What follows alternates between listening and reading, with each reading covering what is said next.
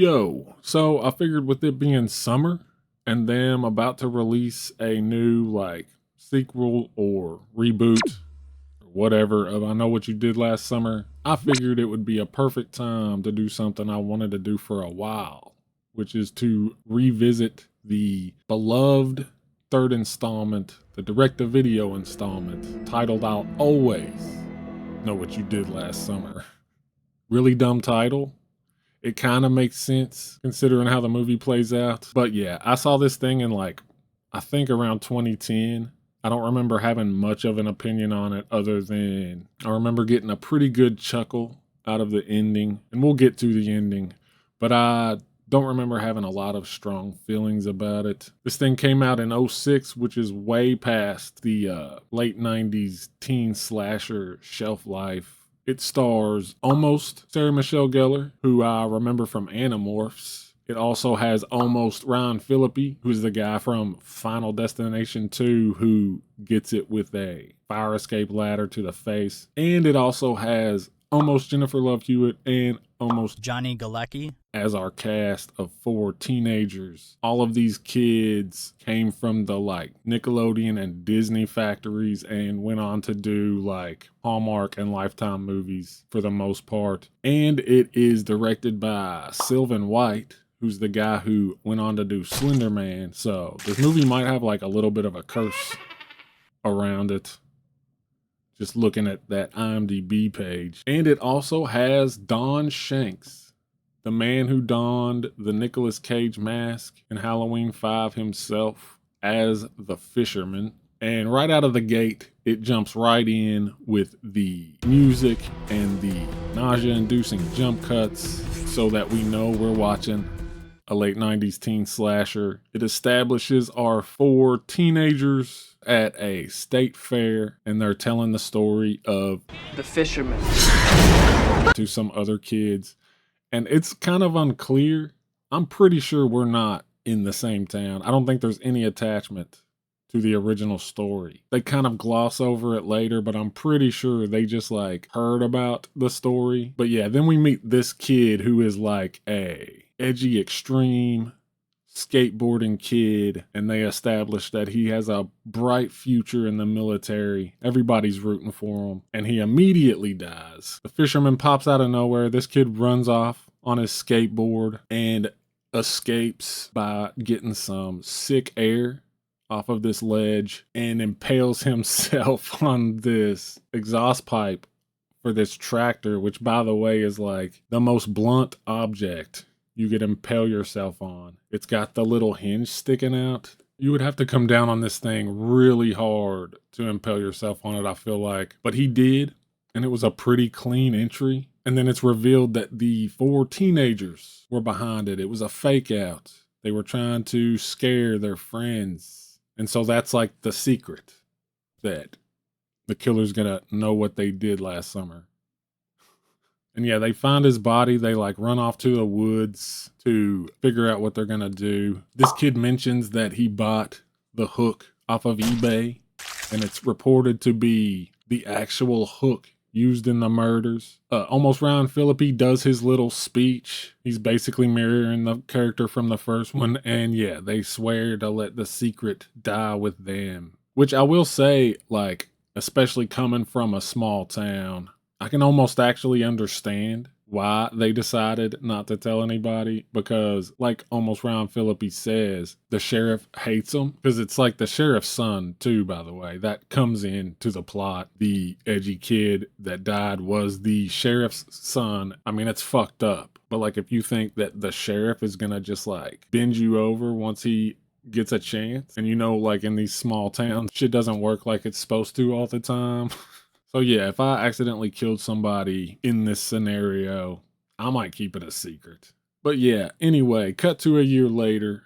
The kids have moved on. Their relationship has been strained. We're hitting all the I Know What You Did Last Summer cliches. The girl is planning on moving away. The guy did move away and secretly came back without telling her. Almost Freddie Prinze Jr. has recoiled into hermetism. He doesn't talk to any of them. And almost JLH has, much like the character from the first one, become a little bit of a goth. In this case, though, she's kind of like a mall goth who plays in like a shitty butt rock band in a barn somewhere. And we start establishing all the red herrings, and it doesn't take long for slasher movie stuff to start happening and the kids to get together and start Scooby-Dooing the mystery as they slowly start getting picked off, I guess. We'll get to that later too, the pacing of this movie. But they do establish the new modern twist to the movie, which is that the notes are mainly coming through text messages.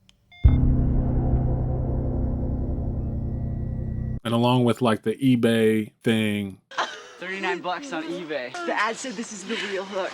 Straight from the legend. Yeah, right. This is like when the internet and cell phones were still kind of in their infancy and you start seeing it in movies. And yeah, there's a lot of dumb shit. One notable one to me was a scene where they're like at the local pool and the killer writes a note on the cement in water. And it's just funny to picture like the fisherman running out there when their back is turned, getting his hand wet and writing that and running off before they come back. Also, another little funny scene to me was where they try to, because they think it's the sheriff. He's like the main suspect, obviously, through the whole movie. And they send him like a reverse note. And almost Ron Phillippe is like crouched behind a car peeking out.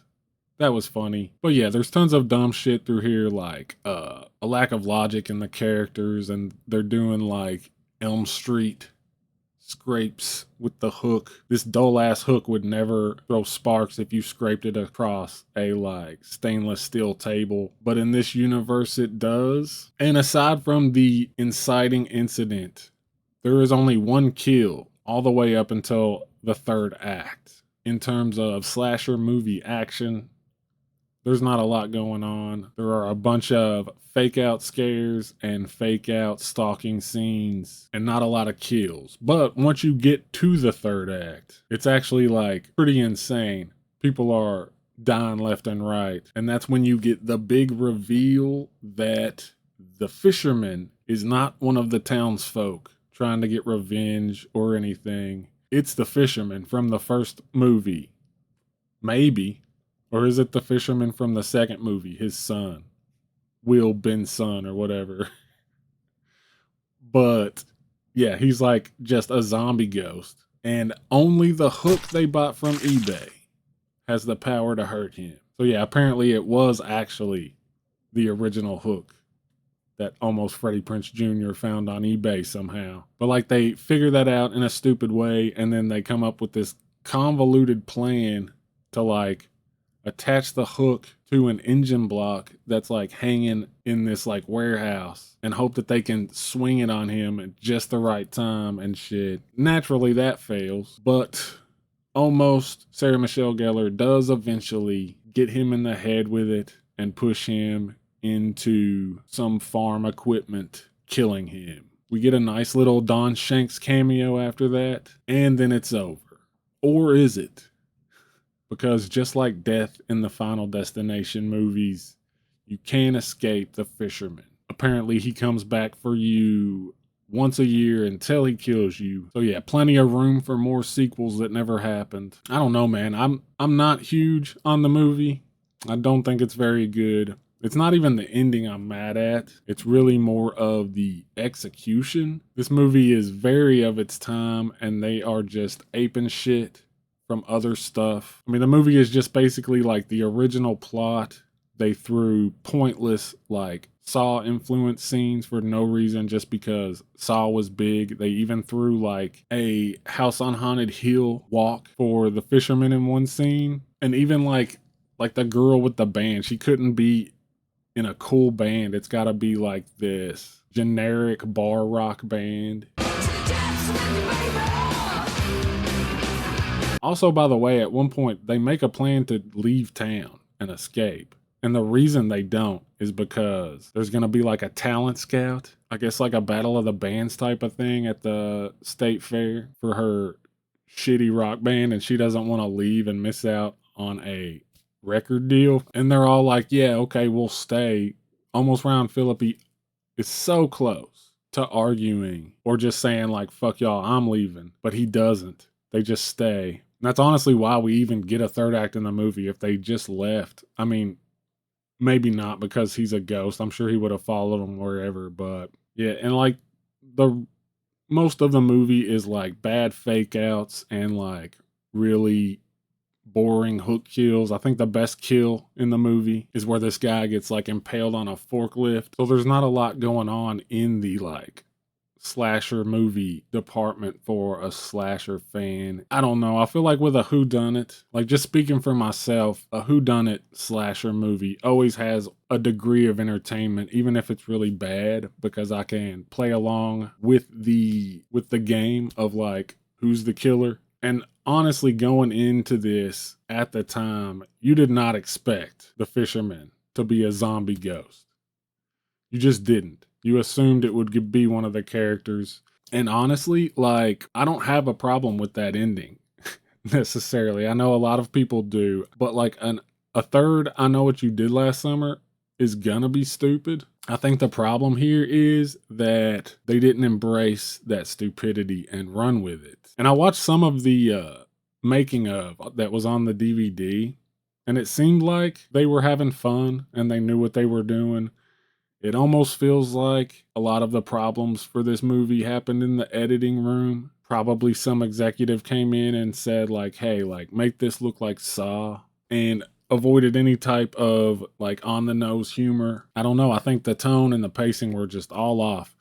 And there was some potential here, I thought, you know, like at the beginning, knowing how the ending plays out, when they're in the woods figuring out what they're going to do, they pretty much like accidentally perform a ritual, but the movie doesn't like show you that really or focus on it. But yeah, like because they have the eBay hook that by the end of it you kind of just assume must be the real hook, and like the kid cuts himself with the hook. They make this promise and then they throw the hook in the water. That's like the steps of a ritual that could have been like pointed out. Maybe that would have made this a little better. I don't know. It probably wouldn't have saved it much. It's just something I noticed that like, because it seemed intentional.